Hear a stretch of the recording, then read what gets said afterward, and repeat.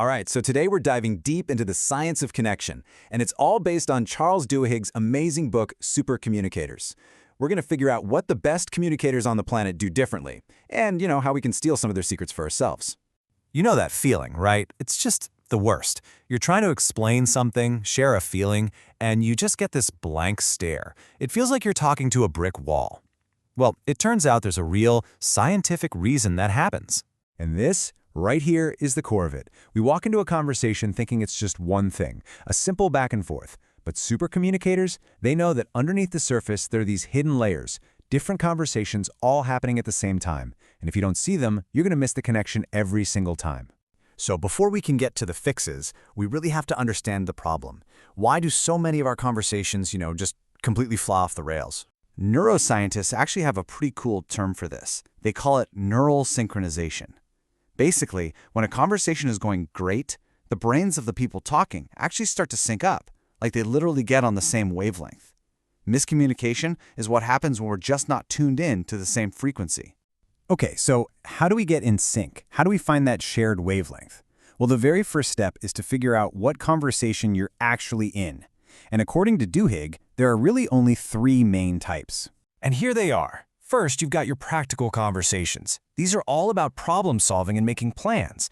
Then there are emotional ones, which are, about feelings.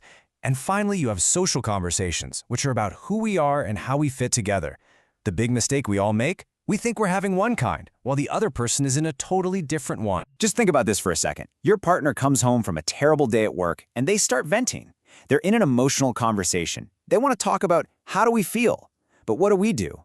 We jump in with practical solutions. What's this really about? That's the mismatch right there. That's where the frustration comes from. You're not on the same wavelength at all. And this brings us to the first major skill of a supercommunicator. It's the art of recognizing the kind of conversation you're in and then aligning with it, or as Duhigg calls it, matching. Let's look at a really high-stakes example here. This is Jim Lawler. He was a case officer for the CIA, and his job, believe it or not, wasn't about fancy spy gadgets. It was all about communication. He had to convince people in other countries to become spies for the United States, and that requires an insane amount of trust. And get this, a CIA training manual actually spelled out the real goal. It wasn't about manipulation. The goal was for the potential spy to feel like the CIA officer was maybe the only person in the entire world who truly understood them. I mean, wow, talk about a deep connection. So early in his career, Lawler failed. Big time. He was trying to recruit a woman named Yasmin, and he was completely focused on his practical goal. He was having a "what's this about" conversation. But Yasmin, she was scared. She was in an emotional and social conversation about her identity and what all this meant for her life. So Lawler switched it up. He dropped the act and he shared his own vulnerabilities, his own fears. He matched her emotional conversation. And that's when everything changed. That's when they connected. And that, right there, is the matching principle. It's about paying attention, figuring out what the other person really needs from the conversation. Is it a plan? Is it empathy? Is it a sense of belonging? And then meeting them right where they are. Okay, so matching is great for building rapport. But what about when you're in a conflict? Like when you're on completely opposite sides of an issue? So let me tell you about Melanie Jeffcoat. Her personal experience with gun violence was, as you can imagine, absolutely traumatic, and it turned her into an activist. For her, this was a deeply, deeply emotional and social issue.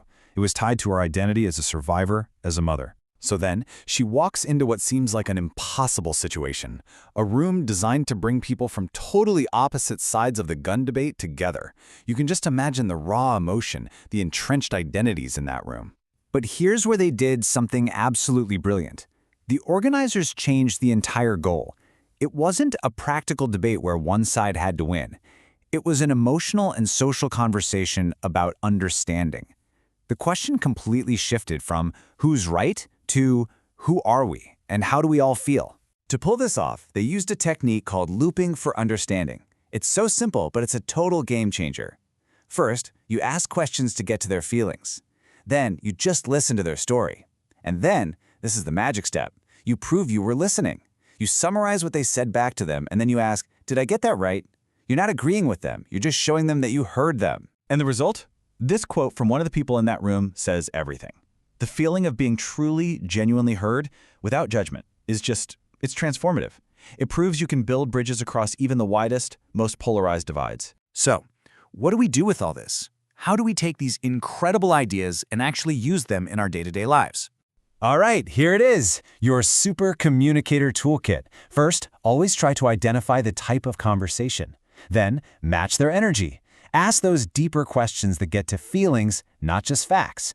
Prove you're listening by using that looping technique. And finally, remember Jim Lawler. Sometimes sharing a little bit of your own vulnerability is the fastest way to build a real, authentic bond. And really, it all boils down to this one huge mindset shift. We have to stop seeing conversations as a battle to be won. The real victory isn't getting someone to agree with you. It's connection. It's understanding. So, I'll leave you with this challenge. Think about a tough conversation in your own life, maybe with someone at work, a family member, a friend. Now that you have these tools, how could you transform it? What hidden conversation is really going on, and what can you do to finally make that connection?